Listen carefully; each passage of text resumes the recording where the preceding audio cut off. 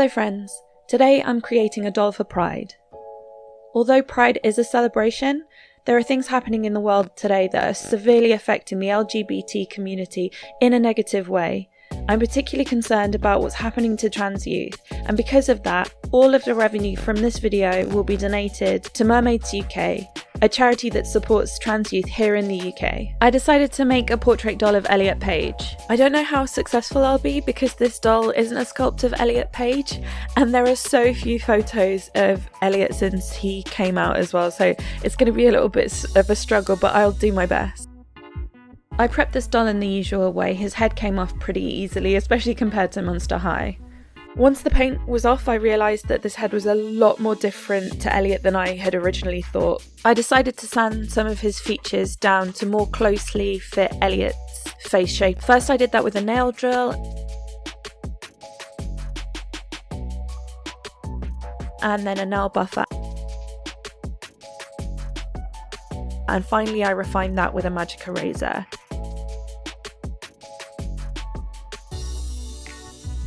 Can you see any difference whatsoever? Because I can barely see it, but I thought it was worth trying.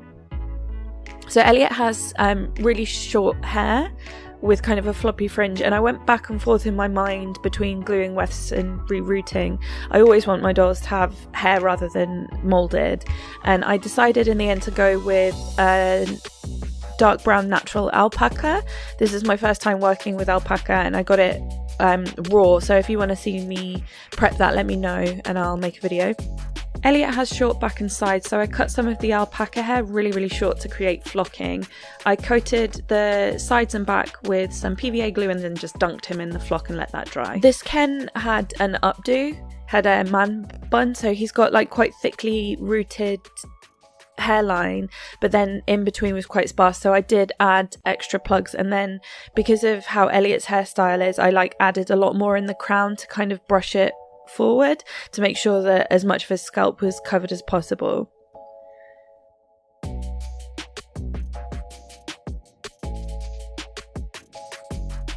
So I covered his hair with some fabric, and then I sprayed him with 3 layers of Mr. Super Clear and started the face up. The whole time I'm doing this, I'm referencing pictures of Elliot. There are like 12 pictures of Elliot or something, and he looks so different compared to pre-transition, so I didn't want to reference pre-transition photos. I did look at some things from Umbrella Academy season 2, because I do think he looks somewhat similar in that season, but not a whole lot. A lot has happened since last Pride within the LGBT community, and very specifically in the trans community. When I made my Loki video, I felt it was important for me to come out properly and explain my place within the LGBT community. But today things are so different. Across the world, protection for LGBT people is being rolled back. I'm not really the most eloquent speaker on these topics, and I've linked some of my favourite LGBT creators in the down below, and I think they're seriously important to watch as both allies and members of the LGBT community. So many people don't realise how important the fight for equal rights still is, even with countries that appear to be tolerant like the UK or the US. And while there are microaggressions, like not respecting non-binary pronouns or kind of even not saying that non-binary people don't exist, it can seem trivial from the outside, and I believe my experiences of my gender being denied are completely different to some of the more serious issues within the trans community, especially facing children. This year, even so far, there have been so many laws passed that reduce trans people's rights, and I think what is specifically and especially disturbing to me is what's happening to the rights of trans children. In the UK, there was a case, Bell vs Tavistock, which has made it so that trans youth can no longer access life-saving medical care. So children can no longer be prescribed puberty blockers as a treatment for gender dysphoria. So what happened with this case was a woman called Kiara Bell a cis woman who was treated for gender dysphoria as a trans man, detransitioned. So she lived as a man for a bit and then realised that she wasn't trans and that she is actually a woman. She sued the NHS, which is our healthcare system in the UK. And while her story is really sad, and detransitioning is so stigmatised, and it is sad, it's kind of been misrepresented. So she was given hormones that cause irreversible effects, like things like your voice changing and bottom growth. They'll always stay. I think some things can be done surgically about it, and you can train your voice to be more feminine again. But she had the hormone treatment after she was 18, so when she was an adult, and this was testosterone therapy, not puberty blockers. So what has happened in this case is that they have somehow decided, because of her situation, that children can't be given puberty blockers. Puberty blockers and testosterone are so different. Puberty blockers are reversible. So what happens is you take them to stop the puberty that aligns with your gender assigned at birth. So if you were assigned female at birth and would go through a female puberty, this would stop that until you stop taking those puberty blockers, and they'll still be able to get the hormones, but they have to go through the puberty that aligns with their birth sex, which will cause irreversible changes. Going through puberty can be so traumatic for a trans person. Your body is turning into something that your brain knows it's not, and what happens with puberty blockers is it stops that happening. So if you come off puberty blockers, you'll go through that natural puberty once you come off. So what it does is gives you time to decide whether you truly do want to pursue hormone therapy. Because, and it's completely true, for some people transness isn't the outcome. And I think it's so important for people to be able to try out genders, to try and figure out if that really is their own gender. And this way is a less dangerous way than giving hormones. This case just kind of confuses the whole situation. This didn't happen to a child. It wasn't medical abuse. And it's not even the same medication. And to be clear, puberty blockers have always been used in medicine. And they still will be used in medicine, just not to help trans kids. This will kill trans children. And I'm not being hyperbolic, it's so dangerous. Trans people have such a higher rate of suicidal ideation and indeed suicide. And we can't let that happen to children. Soon after this happened in the UK, it happened in the US as well. And now there are laws in some US states that say if you seek out treatment for your transgender child, you as a parent will be charged with child abuse. This is horrific. This is not protecting children. This is criminalizing trans people. Not giving trans people the tools to transition does not stop them being trans. It's like gay conversion therapy, which in itself is horrific and still legal and also needs to stop. It doesn't make people not gay, it makes them live a lie. And this is why there's so much depression and suicide. It's not because trans people or gay people are inherently more prone to depression. It's because they have to live this lie and have to lie to society and can't be themselves. This will kill trans people.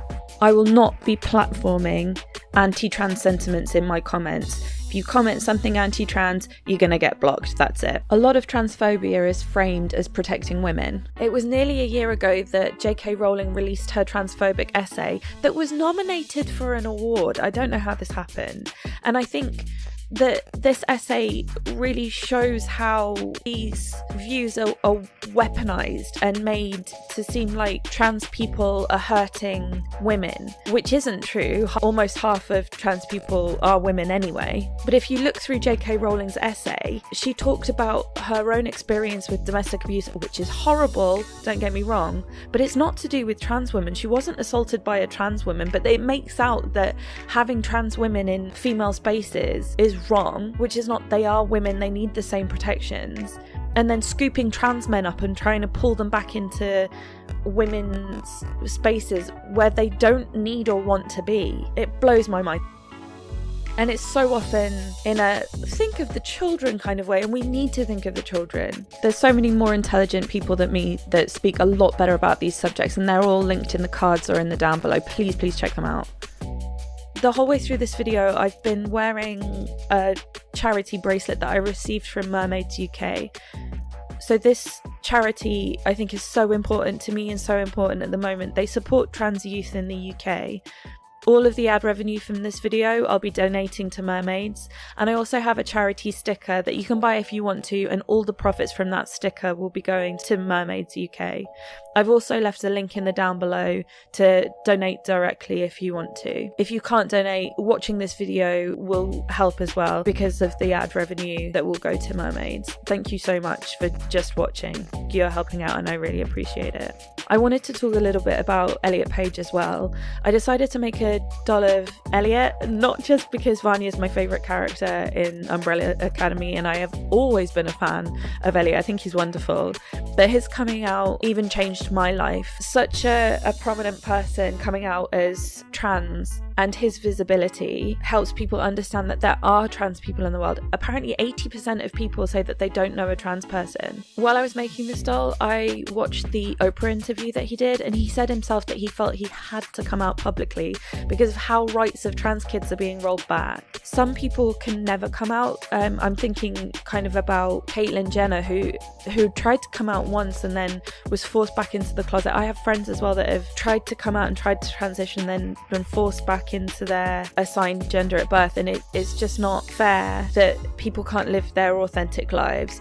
And normalizing trans people, especially in the media, is so important because this is how people get their view of trans people, because 80% of people don't know a trans person, right? So they understand it from what they see on TV. I also watched Disclosure, which is on Netflix, which I really recommend. It's a huge bunch of binary trans people talking about how trans people are shown in the media, and I thought it was really interesting, and it did talk about some things that I've found uncomfortable personally.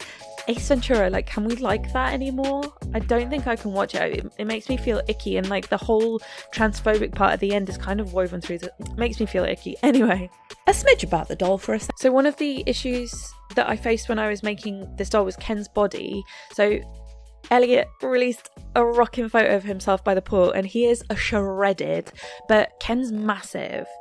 This is a BMR 1959 Ken. I don't want to work on a female body for a trans man because for me that kind of says that trans men are still women, which they're not, they're men. I know this wouldn't bother everybody and some androgynous people might not necessarily think this was a bad thing, but for me it just seems a bit weird. But it also kind of made me consider how little representation there is in the male doll sphere. So I knew I wanted to do kind of like a more proportional doll, but Ken's barely proportional, is he? He's I don't think you could get naturally that size. I think you'd need to be taking something. So where Barbie has the curve, the tall and the petite versions, as well as like the standard Barbie version, there's only buff Ken, I think. I don't know. Let me know if I'm wrong in the down below. And I wasn't completely sure of Elliot's gender identity. I do not think that he owes us any more of an explanation. But I did want to be sensitive to his own view of his body. Not that I think he'll ever see this, like it's ridiculous, but I didn't want it to come off as insensitive because I know that his pronouns are he, they, and that I think he said he's non-binary, but I've also heard him referred to as a trans man. They are not mutually exclusive in any way. I know of trans women who are non-binary, and I still identify somewhat as a woman even though I'm non-binary. Yeah, I just didn't want to go too mask if he's not that masked, you know what I mean? Anyway, overthinking. And I only thought this like after I'd finished all the clothes, and I was not remaking those, so if this is missing the mark, my bad. I'll do better next time. Elliot's hair came out of the cloth kind of messy, so I brushed it out, straightened it again, and then used a cloth to try and train it back to where I wanted it. Then I used a razor to really heavily layer it and to make sure that the shortness was throughout, and then a super sharp pair of embroidery scissors to cut those layers in and cut it to length.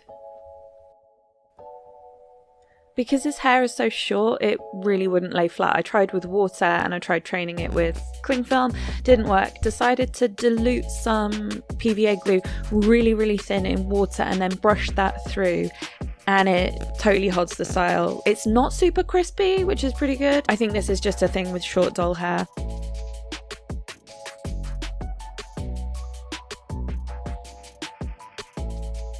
So in terms of clothes for Elliot, I made a really simple t-shirt with a single pattern piece. This is a super easy way to do a t-shirt, but it doesn't look perfect across the shoulders. But this is going under a shirt, so it's not going to be a problem. I used a stretch viscose for this. This is one of my favourite stretch fabrics to work with, and I did sew it up the back. This helps it be a bit tighter without having a huge piece of Velcro the entire length of the shirt, which I just honestly couldn't be bothered to sew in. And then I just put one snap at the top. I made him some jeans using chambray fabric. Chambray it looks like denim, but it's a lot thinner. I don't like working with denim on doll scale because I just don't think it looks right. There's not enough weight on the doll scale to pull the denim down and give it kind of a natural drape. So I'll tend to work with chambray on a doll scale. There's lots of different colours of chambray as well. Apparently putting pockets and belt loops into jeans is my thing now. I genuinely struggle to make jeans that look convincing without doing real pockets. I put a little bit of detail on the back pockets. I decided to sew the decorative stitches in red rather than the yellow that I'd top stitched in. And then just to finish them off, I added a button, which then I painted with kind of like a brassy colour. So in the reference photo that I was using for Elliot, he was wearing this plaid shirt and I wanted plaid on a doll scale. So I designed a pattern in Illustrator and then printed it on fabric. I used this method in my Cursed Lady of Shalott repaint, but then of course I lost all of the footage. You just iron freezer paper onto the back of some white fabric. You need to iron the shiny side on, that's the waxy side. I've set my iron to cotton and no steam. If you're using a poly, I don't know if the ink will take as well with cotton. I can never remember which way round it is. Just give it a go, but make sure it's set to the highest that your fabric can take. And then I'm starting in the centre of the paper and ironing out towards the edges to try and make sure not to iron in any creases.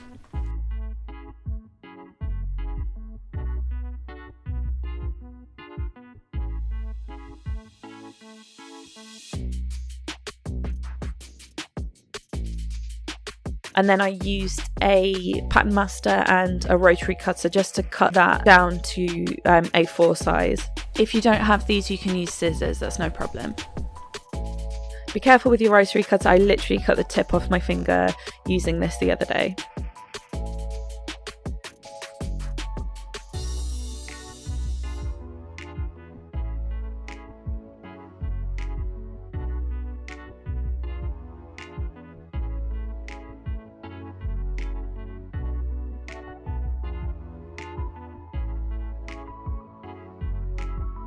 So sometimes my printer will eat the paper like this, and my printer is very fussy and I think it's a little bit too thin and a bit floppy.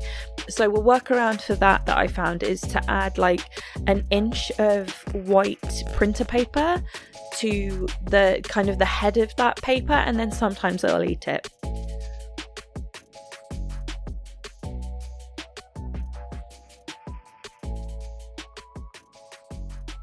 Also sometimes not. So I was getting really frustrated with this, and it has worked before in this printer as well. I don't know why it won't now. It's very fussy. I just bought some printable cotton fabric, so search printable poplin and it should come up. I'll put links for the UK and the US in the down below, but it is so expensive. I printed one sheet of this. When I peeled the fabric off that backing paper, I felt this kind of, I know what this feels like. So a shot with sudden inspiration. I have this spray adhesive that will do a temporary hold if you spray it on one side. So I sprayed a sheet of A4 paper pretty well with this adhesive and then pressed it well onto the white fabric and then cut around it again with my rotary cutter, and this time this one printed perfect. It took it no problem. So of all the methods, I would say use this one. It's cheaper than the printable poplin, and I had a lot more success with it. I was worried that the spray adhesive would transfer onto the fabric, but it hasn't at all. It just stayed on the paper.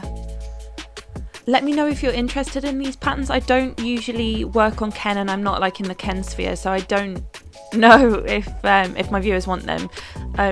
They are all available on my Patreon. I add at least one new pattern a month up there. All of my patterns are available there to $5 and above to your patrons for free.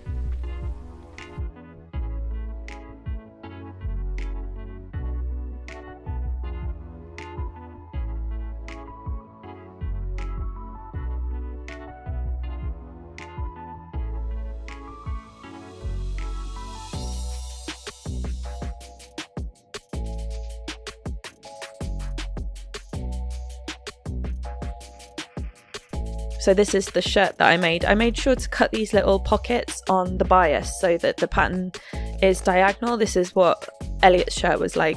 And on the wrists, I left them open with a popper because the cuffs want to be tight, but Ken doesn't have removable hands. And I added these tiny little buttons. And very coincidentally, the shop that sells them is in the next town over. What? Lucky.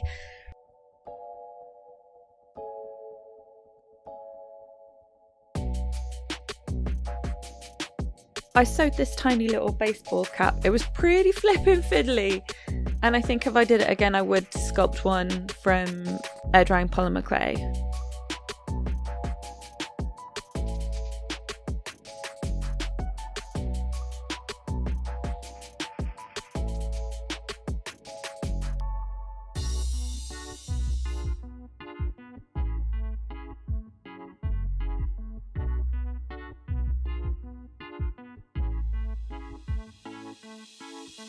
I bought these shoes just on eBay. They're a Ken shoe, but I thought that the details wanted picking out, so I painted the details in.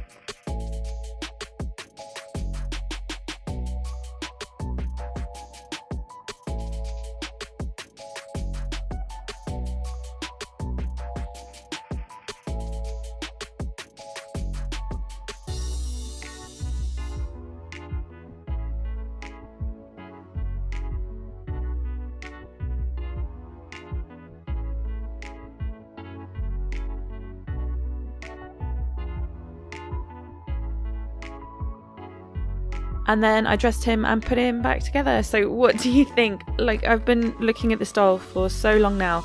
I genuinely don't even know if he looks human. So not sure if I did a great job. Don't know if I did a terrible job. Let me know in the comments.